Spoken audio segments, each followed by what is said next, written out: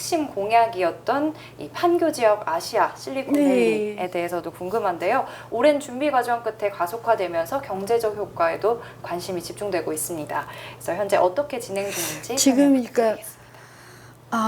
성남 전역을 이렇게 동그랗게 타원형으로 그러니까 벨트를 만들다라고 상상을 해주시면 돼요. 그래서 예전처럼 이렇게 제조업 단지 만들듯이 이렇게 고립되거나 이런 단지 개발이 아니라 연결, 네트워크다라는 게 첫 번째예요. 그 다음에 네트워크라 하면 원래는 이제 판교야 굉장히 핫한 곳이어서 당연히 판교에는 뭐 입주 기업들이 들어오겠다고 줄을 서 계세요. 그래서 판교를 이렇게 발전시킬 뿐만 아니라 그것이 원도심에 저희도 옛날 산업단지가 있어요. 하이테크밸리라고 하는데 여기라든가 분당 남쪽 여기하고 이렇게 연결이 되는, 그러면서 이것이 도시 재생이나 도시 발전과 연결되는 게 재생, 그러니까 네트워크 관점이 첫 번째고 재생의 관점이 두 번째고, 그러면서 특히 이 시가 해야 될 일을 명확하게 각자의 역할 충실히, 이게 또 세 번째예요. 그래서 기업은 기업의 역할을 굉장히 충실히 하고 시는 시의 역할을 충실히 하는데 시의 역할이 뭘까? 그러니까 예전의 시의 역할, 예전의 기업의 역할이 조금씩 변했다는 거죠. 그래서 제가 기업분들께 뭐라고 얘기하면 교통을 기본으로 깐다. 그래서 판교하고 하이테크밸리, 분당 남쪽 이런 데하고 교통이 어떻게든 잘 이루어지도록, 특히 그래서 그걸 저희가 스마트 모빌리티라고 얘기를 해요. 그래서 카카오하고 이미 손을 잡고 예를 들어서 공유 전기 자전거를 전국 최초로 지금 시범 실시를 했는데 굉장히 반응이 좋습니다. 근데 시범 실시를 하면서 여러 가지 이제 쟁점들이 불거졌어요. 예를 들어 택시 업계에서는 우려를 한다라든가, 혹은 이게 카카오 자전거가 내가 타고 갔다가 그냥 놔두고 오면 돼요, 그 자리에. 그러니 가끔은 저도 봤는데 원래 이제 판교에만 깔았거든요. 근데 이게 원도심까지 다 와요. 근데 원도심 인도 한복판에 딱 놔두고 가셨더라고요. 이런 건 좀 이제 이렇게 사람들이 왔다 갔다 할 때 불편하실 수 있잖아요. 이런 여러 가지, 그 다음에 호환이 돼야 돼요. 그러니까 공유 전기 자전거하고 예를 들어서 내가 지하철 타고 와서 공유 전기 자전거를 tas어. 그리고 이게 좀 호환이 되면 좋잖아요. 환승 할인도 되면 좋고, 이런 여러 가지 문제들이 있어서 그걸 같이 기업하고 해결해가는, 이렇게 교통을 같이 까는 것. 그다음에 두 번째가 지금 판교에서 왔다 갔다 출퇴근을 하시는 분들 한 80%가 외부에서 오세요. 그 주요한 이유가 성남이 그렇게 집값이 올랐답니다. 그래가지고 임대료 부담이 너무 크대요. 그래서 저희가 지금 청년, 그다음 직장인, 신혼부부를 위한 아주 재밌는 주거단지를 지금 계획하고 있어요. 물론 과거 이름으로 임대주택인데 지금 말을 좀 바꿔야 되겠다. 왜냐하면 코워크 스페이스이기도 하고 공유 부엌 같은 개념도 들어있고, 그러면서 1인 가구 혹은 2인 가구를 위한 저렴한 임대료의 공공임대주택이고, 거기에 갤러리라든가 북카페라든가 이런 문화공간이 결합된 빌리지를 짓고 싶은 거거든요. 이 공간의 운영을 누가 할 건지, 어떤 방식으로 할 건지, 기업하고는 어떻게 손을 잡을 건지, 이런 고민도 지금 하고 있고요.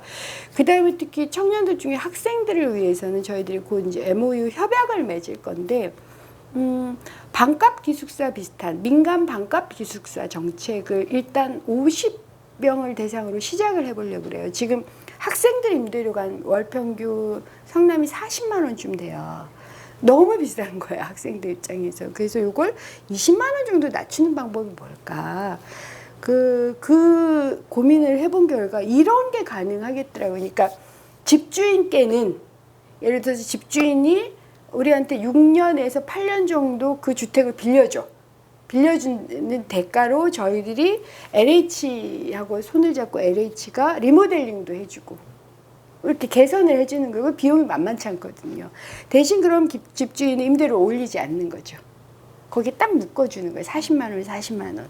뭐 6년이면 6년, 8년이면 8년을 그렇게 협약을 맺고, 그러면서 LH는 보수 및 리모델링 지원을 해주고, 그 다음에 대학은 그 10만 원 정도를 내고, 성남시도 10만 원 정도를 내면 그래서 한 6년이나 8년 정도의 임대, 민간 임대 기숙사를 확보하는 방안이 되는 거죠.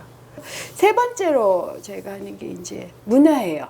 그러니까 성남이 경제력에 비해서는 대표적인 문화가 없다 뭐 이런 말이 있어서 저희가 가을에 한 달간 탄천축제합니다. 관심 가져주세요. 지금 굉장히 그러니까 친환경적인 축제를 하기 위해서 굉장히 이 기획을 하고 있고요. 지금 그게 약 12억 정도 예산을 투여해서 할 생각인데 어떤 분들은 그런 대규모 축제 어떻게 12억만 가지고 하냐 이런 말씀도 주시던데 저희들이 어쨌든 최대한 저렴하게 하지만 멋지고 그리고 탄천을 중심으로 해 성남에 맞는 제대로 된 축제를 한번 기억을 해보고 우리 시민들하고 함께 하면서 한번 반응도 보고 이러면서 문화적인 어떤 뭐랄까 이 전통, 뭐 문법 이런 걸 만들어가는 과정을 저희들이 좀 해볼 생각이에요. 요걸 기본으로 하고, 그러니까 교통, 주거, 문화를 기본으로 하고 지금 기업 지원을 다양한 방식으로 하려고 하거든요. 그래서 7월 1일부터 e스포츠 경기장 공모전이 있는데 저희들이 적극적으로 공모할 생각이에요. 솔직히 말씀드리면 이 공모전에서 떨어져도 저희들 e스포츠 경기장 만들 겁니다. 왜냐하면 전국 게임 업체의 반이 성남에 있어요. 그리고 그 한가운데 지금 e스포츠 경기장을 만드는 거고요. 물론 학부모님들께서는 게임 중독 이런 거에 대한 걱정도 있으셔서 저희들은 e스포츠 경기장 등등을 통해서 게임 업체를 적극적으로 지원해주고 그 게임 업체의 일부가 예를 들어서 사회적으로 이걸 좀 환원을 해서 저는 뭐 스마트폰도 중독 있고 술도 중독 있잖아요. 이건 습관의 문제인 것 같아요. 습관을 그러니까 좋은 게임을 하는 좋은 습관을 만들 수 있는 어떤 사회적인 예방 혹은 치료 이런 걸 또 함께 하면 크게 문제가 안 될 거라고 생각을 하고 있어서요. 그런 이제 지원을 지금 같이 하고 있고 머리를 맞대고 있다 이렇게 생각하시면 됩니다. 네, 저도 굉장히 동의하는 바이고요. 그리고 주거 인구 아까 말씀하셨는데 주거 인구 수가 늘다 보니까 교통도 굉장히 중요한 그렇죠. 부분 중에 한 가지일 것 같습니다. 그래서 성남시 교통 인프라 구축을 위해서 이 판교 트램에 필요한 네, 성남 도시철도 2호선이 예. 심의를 통과했습니다. 예. 네, 그래서 많은 노력을 기울이고 계신 것을 지켜봤는데 지금까지 진행 상황에 대해서 구체적인 설명 한번. 정말 이건 제가 국토부에 정말 감사를 드려요. 원래는 이제 내년쯤에나 심의가 통과될 거라고 생각을 했는데 국토부에서 저희들 성남시가 적극적으로 도전을 하는 것에 대해서 매우 긍정적인 반응을 보여주셔서 저희들 모두가 업돼 있는 상황인데요. 이게 이제 13km입니다. 정자역부터 정자동부터 시작해서 1, 2, 3 판교를 연결하는 거고요. 약 공사비가 3,500억에서 한 4천억 사이 정도 들 거라고 보고 저희들이 한 1,500억 정도를 부담하고 나머지 한 2천억 이상은 국비가 드는 거여서 이게 이제 투자심사나 등등을 거쳐야 돼요. 근데 국토부 투자심사위원회를 거쳤습니다. 그리고 이제 지금 기재부에 넘어가 있는 상황에서 기재부에서 잘 통과를 하기 위해서 저희들이 지금 용역을 하고 있어요. 왜 용역을 하냐면 2014년에 판교 트램이 경제적 타당성이 있을까 하는 용역을 했어요. 그 2014년이니까 5년 전이거든요. 그때 이 BC라고 하는데 BC가 1이 넘어야 돼요. 1이 좀 안 나오는 숫자가 나왔었어요. 경제적 타당성이라고 얘기해요. 그냥 저희들이 그냥 약어로 BC라고 얘기를 하는데요. 그러니까 트램을 만든다. 혹은 철도를 놓는다라고 하면 이것이 경제적으로 타당성이 있어야지. 근데 타당성도 없는데 막 철도 짓겠다고 하면 안 되잖아요. 이제 그래서 항상 조사를 하거든요. 근데 2014년에는 그게 한 5년 전, 6년 전 일이었기 때문에 BC가 약간 경제적 타당성이 그다지 애매하게 나온 거예요. 근데 이번에 저희들이 이제 그 용역을 다시 해요. 하면 지금 뭐 인구수나 뭐 이동수나 뭐 행정 서비스나 이런 게 굉장히 달라졌기 때문에 아마 충분히 경제적 타당성 있는 것으로 나올 거라고 봐서 이게 제도로 돼서 올해 말에 기재부를 통과를 하게 되면 속도가 굉장히 빨라지죠. 그래서 대한민국에서 최초로 트램이 도입되는 것을 여러분은 보시게 될 겁니다. 이건 제가 뭐 이건 장담해도 좋을 정도로 지금 주변 분위기도 좋고 전문가들도 판교 성남이면 당연히 트램이 있어야지라는 생각이 들고요. 저희들의 가장 큰 강점 중에 하나가 뭐냐면 민원이, 그러니까 다른 도시는 트램을 얘기하면 민원이 생기는 게 이게 도로가 좁아서 그래요. 근데 지금 저희들이 계획하는 쪽은 일단 도로가 굉장히 넓어서 거기 한 1, 2차선 정도를 전철을 깐다. 그러니까 트램이 도입된다고 했을 때 커다란, 그러니까 부정적 효과보다는 긍정적 효과가 더 많다는 게 시민들이나 기업들이 생각이어서 한 마음으로 묶여 있거든요.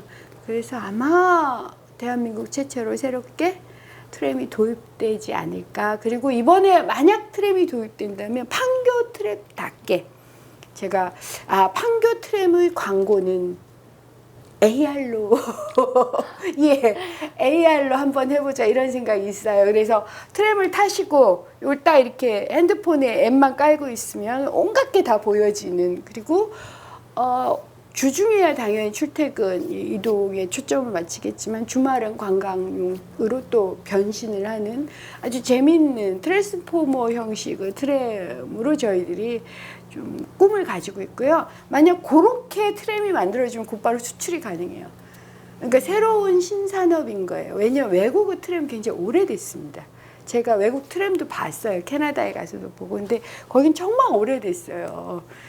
그런데 우리는 정말 따끈한 4차 산업혁명 트램을 만들어내는 거거든요. 그러면 그런 디자인이나 아이디어 자체가 곧바로 수출 가능한 이제 기술이 되어서 저희들로서는 일석이조이다. 기업들도 굉장히 기대하고 계세요.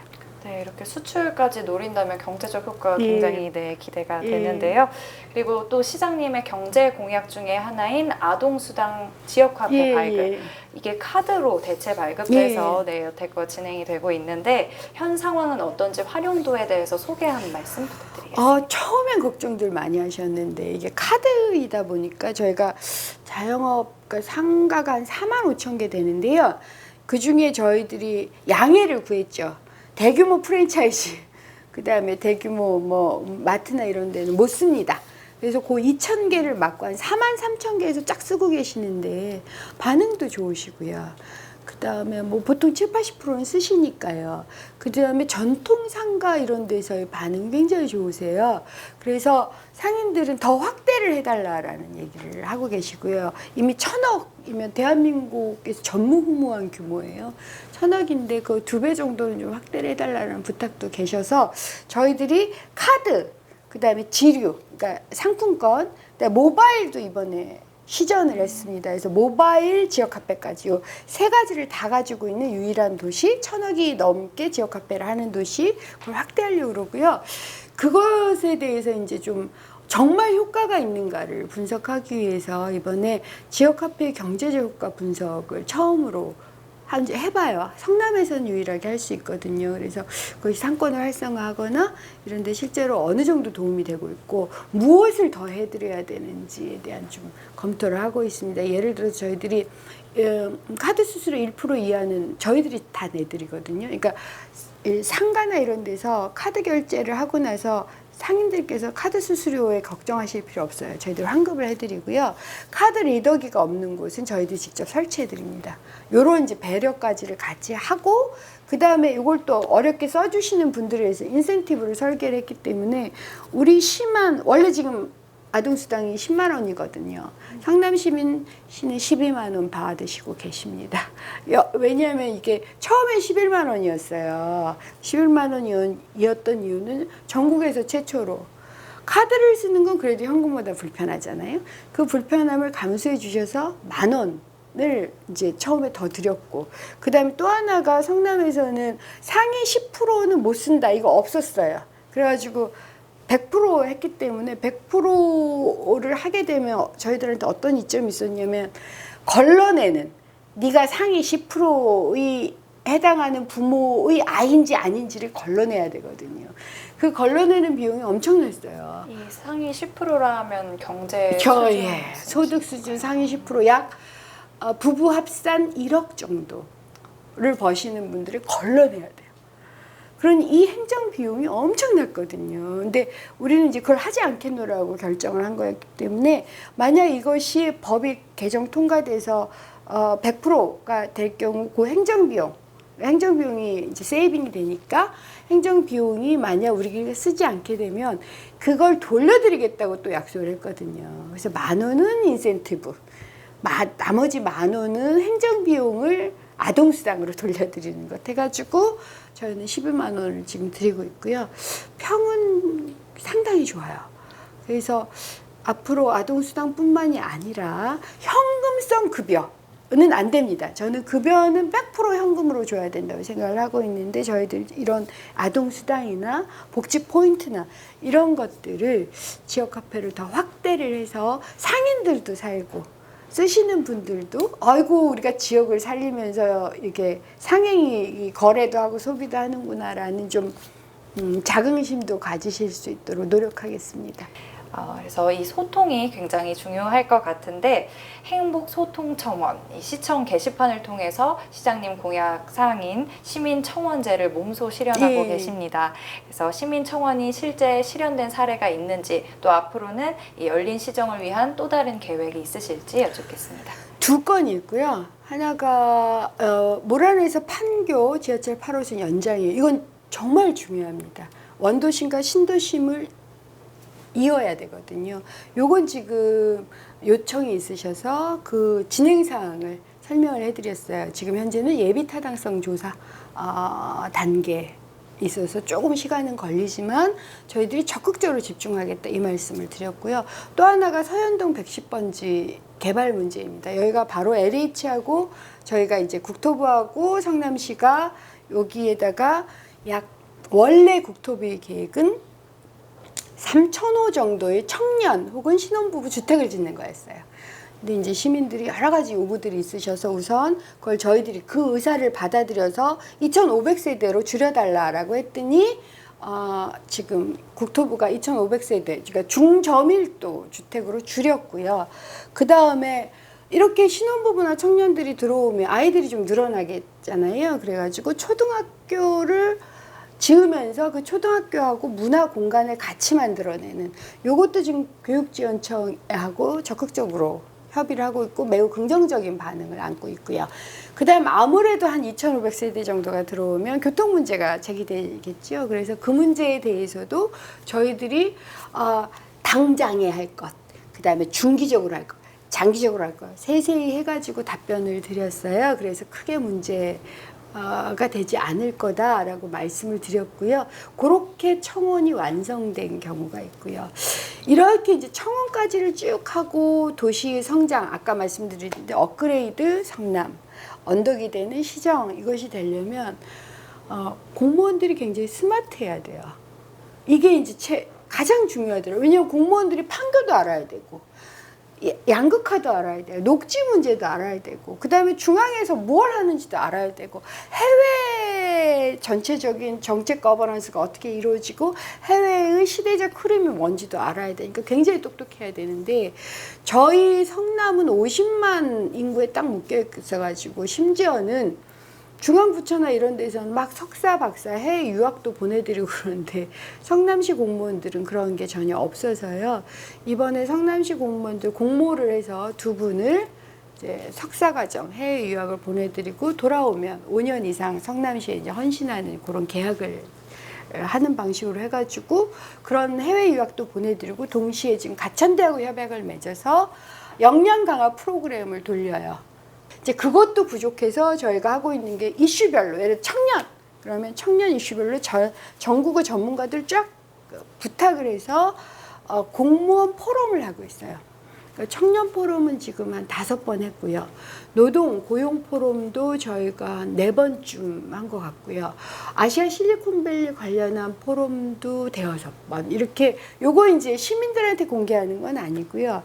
저희들이 정말 스마트한 행정, 시민들을 위해서 언덕이 되는 행정을 하기 위해서 우리 먼저 똑똑하고 유능하고 헌신적이어야 된다라는 생각으로 우리 내부 역량 강화를 지금 1년간 하고 있고 올해부터 더 본격화돼서 아마 성남시 공무원들이 대한민국에서 가장 유능하고 똑똑하고 헌신적이고 봉사정신이 투철한 사람이 될 수 있도록 우리 2,700여 명이 다 시민들만을 바라보고 걸어가고 있습니다. 그렇게 저희들이 약속을 서로 했거든요. 이제 그게 저희들이 이제 마지막으로 지금 집중하고 있는 일입니다. 네, 잘 들었습니다. 그럼 마지막으로는 성남 시민들께 한 말씀 예. 부탁드리겠습니다. 시민 여러분, 제가 이제 시장이 된 지 한 1년이 됐는데 꼭 항상 부탁드리는 거 있죠. 건강하십시오. 행복하십시오. 저희 2,700여 명 공무원들과 그리고 그 수장인 성남시장 은수미는 시민들이 행복하고 건강한 것이 저희들의 명예고 자긍심입니다. 성남에 사시는 분들 혹은 성남과 관련해서 일을 하시는 분들이 성남 최고야. 성남 좋아요. 성남 따뜻해요. 성남 다정해요. 라고 말씀을 해주시는 것이 저희들을 항상 움직이게 하는 동력입니다. 건강하시고요. 행복하십시오. 그리고 항상 희망과 미래 함께 꿈꾸면서 곁에 있겠습니다. 감사합니다. 네, 오늘 인터뷰 고맙습니다. 감사합니다. 네, 지금까지 은수미 성남시장님과 함께했습니다. YBC 뉴스 스페셜 인터뷰 오늘은 여기까지입니다. 시청해주셔서 고맙습니다. 감사합니다.